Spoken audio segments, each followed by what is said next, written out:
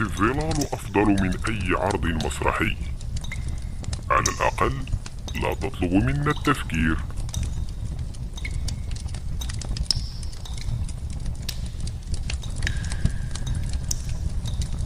لكن هل فكرت يوما من أين تأتي هذه الظلال؟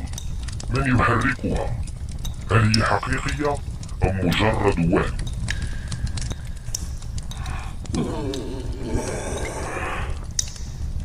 ظلال يا فيليكس تأتي من الضوء ومن الأجسام أمامه، لا تحتاج إلى فلسفة، فقط عيون مفتوحة. لكنه محق. الظلال تشير إلى شيء خلفها، شيء أعظم، شيء نجهله.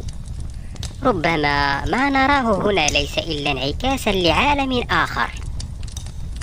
وما فائدة ذلك العالم الآخر؟ هل سيطعمنا؟ هل سيمنحنا نوما أعمق؟ أنا راض بظلي، لا أريد شموسا تحرقني.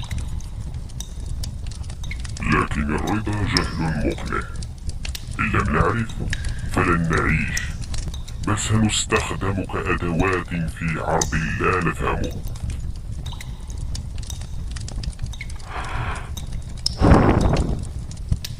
وإن عرفنا ماذا بعد؟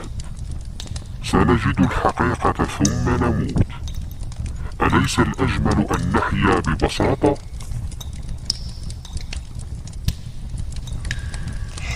الحقيقة ليست رفاهية، بل نداء.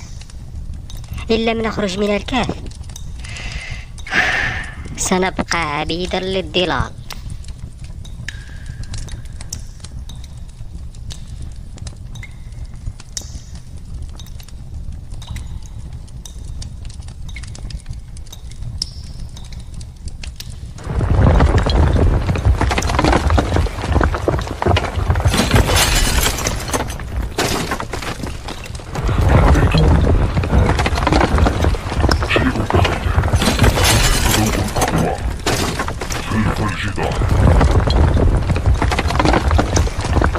ربما هذه هي اللحظة، لحظة الخروج.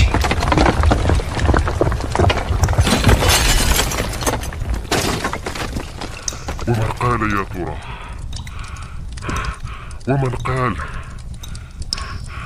ومن قال أننا نريد الخروج؟ أو ربما هذه مجرد ظلال أكبر.